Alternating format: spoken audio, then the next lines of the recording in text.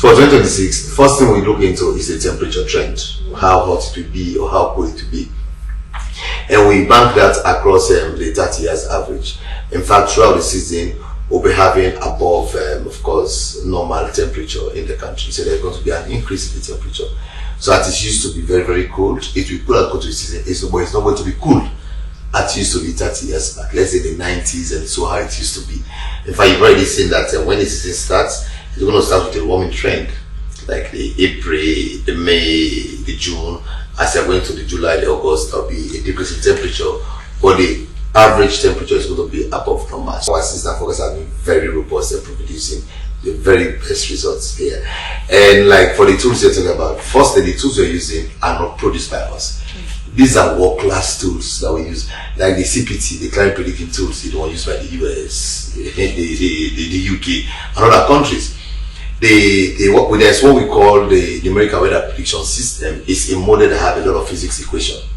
We do have that, but the numerical weather prediction system is based in Bracknell already, in which all meteorological services will have access to those models, and we can do those configurations. And the very best part of everything that we normally do here, we also have weather stations. And that's why we only produce forecasts where we have weather station. For example, we have weather station in Freetown.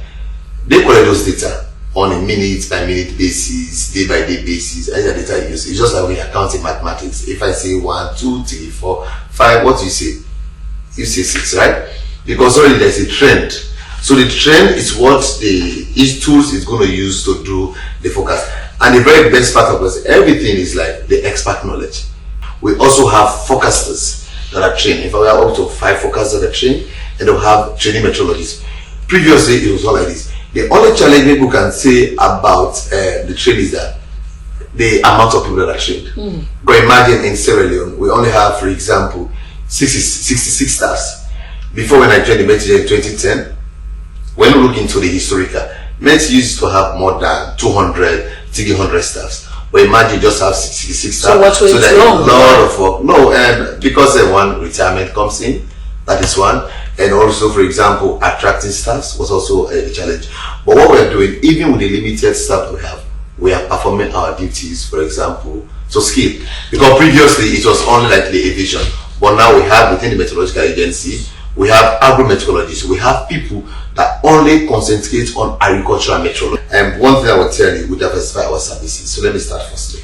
The first service I'll provide in the country is the aviation meteorology. No plane will land or take off at the airport without the meteorological information. These are coded, we call them TAF and the meter. It's only us and the pilot and the constructor understand that one. And mostly they change them because of hijackers. There is no flight that can pass through our areas without using our information. So whatever way we produce them, we give it to them and then they can use it. That is just one aspect. In fact, we have staff at the airport. They are taking up to 40% of our staff strength. The idea that work on a 24-hour basis. The other aspect that we have at the meteorological agency is the marine meteorology, in which we have staff that are trained in marine meteorology. My first training was in marine meteorology. For the marine, we give the forecast, for example, we call them the wave and the tide. High tide and low tide. The low tide is below 1 meters is low tide. 1 meters above is the high tide. We also give them, for example, the wind speed. Because the wind speed and the direction can drift the boats. Of course, they're on sea, you understand? And they also give them visibility. Visibility, that is if you're on the sea, how far can you see? But there have been a time where we've been in courts, we've been invited when we have, for example, a clash on this ocean.